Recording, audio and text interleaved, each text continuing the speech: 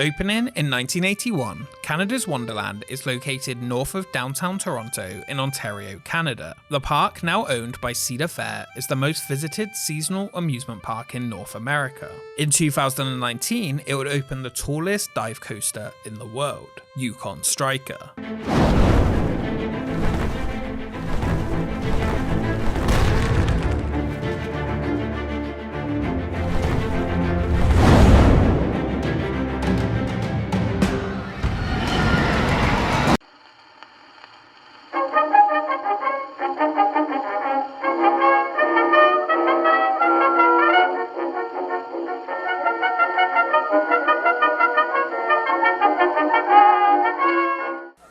In 30 seconds, we're going to show you everything to do at Canada's Wonderland, so watch closely.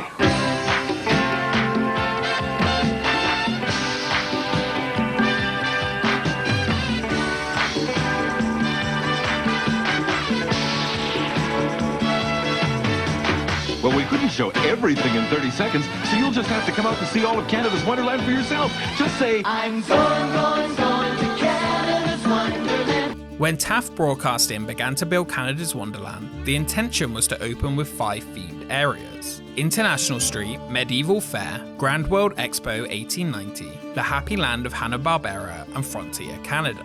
Frontier Canada would represent the rugged Yukon backcountry during the Klondike Gold Rush of the late 1890s. The winter of 1897. Beyond mountains, 2,000 miles north from civilization, the cry was gold. The idea was in design phase, and Canadian journalist, historian, and nearby resident Pierre Burton was brought on as a consultant to provide historically accurate ideas for the new area. He would take inspiration from Silver Dollar City in Missouri and use his extensive knowledge of the Klondike Gold Rush. Instead of going ahead with the land, King's Entertainment made the decision to postpone the construction of Frontier Canada until the year after opening in 1982. Instead of having a watered-down Canadian section of the park, they wanted to wait and do the job right. Taking its place, the 5th themed area would be International Festival.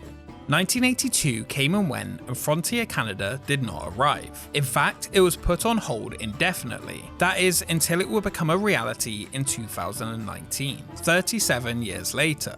During the mid-1980s, the park wanted to continue to offer more thrilling experiences, and one of the first major investments after opening was Skyrider.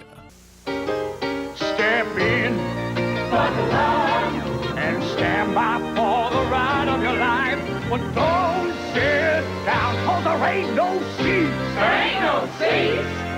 Can you stand it? You can't sit down. Where's the seats? There ain't no seats. Ride the new Skyrider, Canada's first stand-up coaster at Canada's Wonderland. A stand-up roller coaster built by Togo, a Japanese amusement ride company. The second stand-up looping roller coaster for the company, following the now defunct King Cobra, which had opened the year before at Kings Island. The first in the world to be designed from the ground up as a stand-up roller coaster.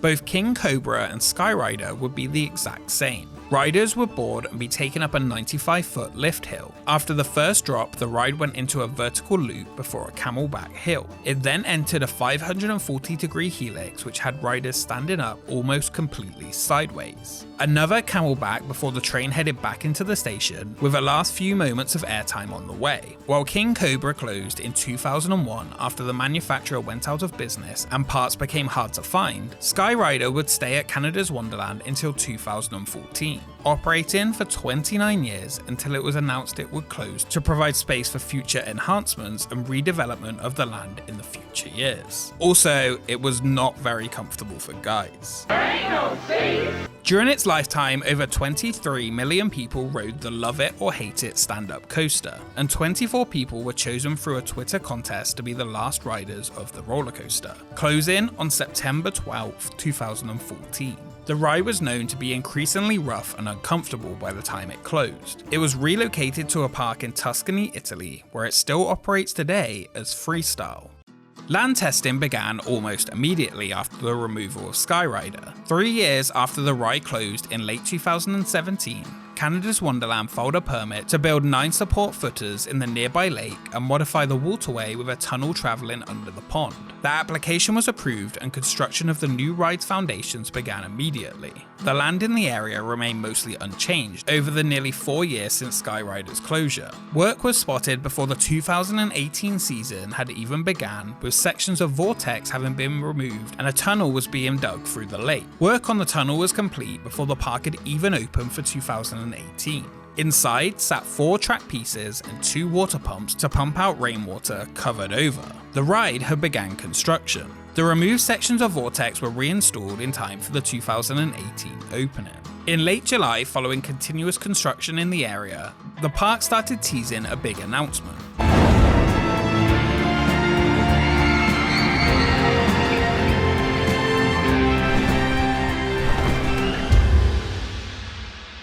Canada's Wonderland officially announced what the redevelopment of the land was going to become, and the skyline of the park would never look the same again. The park had been in need of a new major coaster to complement its lineup, and it was time for a third B&M. Construction on the ride was complete by February 2019, with the installation of the final piece of track being lowered into place for the world's fastest, longest, and tallest dive coaster, as well as the one featuring the most inversions. A journey along 3,625 feet of orange track featuring views over Toronto reaching 223 feet high, while the same height as the previous tallest dive coaster, Valravn, which was also 223 feet tall. Due to the use of the tunnel, the drop would actually be 245 feet, reaching speeds of 85 miles per hour. After departing the station, the train turns 180 degrees and heads up the huge lift hill at a 47-degree angle, heading into the now iconic hang over the drop. After around 3 seconds, the train races down the 90-degree drop into the tunnel directly in the middle of Vortex's turnaround. The train then enters the now world's largest Immelman loop, which is 187 feet tall. Next, a 0G roll and the first ever vertical loop on a dive coaster. After this, a second Immelman, taking the inversion count of the ride to 4, the most on any dive coaster. Lastly, a final steep drop into an airtime hill ends the 3-minute and 25-second ride.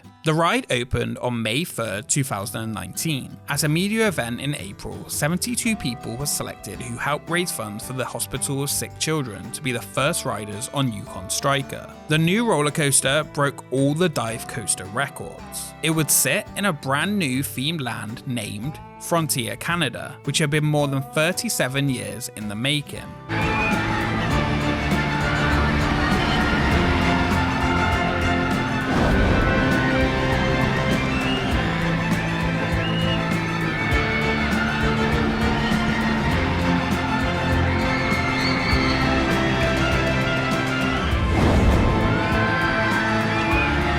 Yukon Striker joined Lumberjack, Flying Canoes, Mighty Canadian Mindbuster, Soaring Timbers, Timberwolf Falls, and the Whitewater Canyon as the signature attraction of the section that was envisioned for the park all those years ago.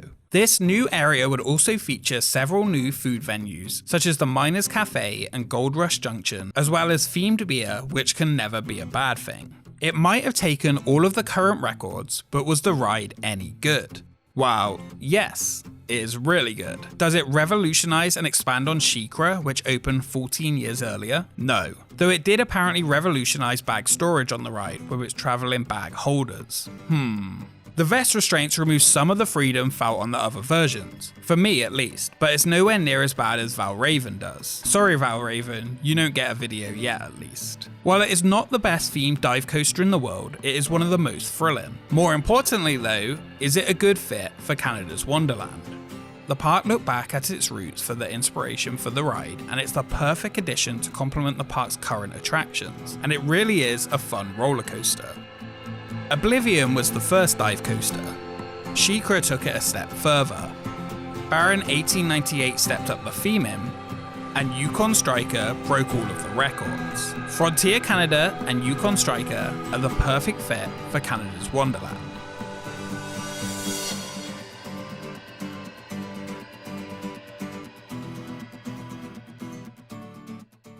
Thank you so much for watching this episode of Expedition Theme Park. We've spent this week looking at some of the most iconic dive coasters in the world. Next time though, rather than a vertical drop, we will be looking up. Let me know in the comments below where you would like to see covered on the channel, and follow us on Twitter and Instagram for updates on upcoming episodes. A special thank you to our Patreons for supporting the channel, and we will see ya next time.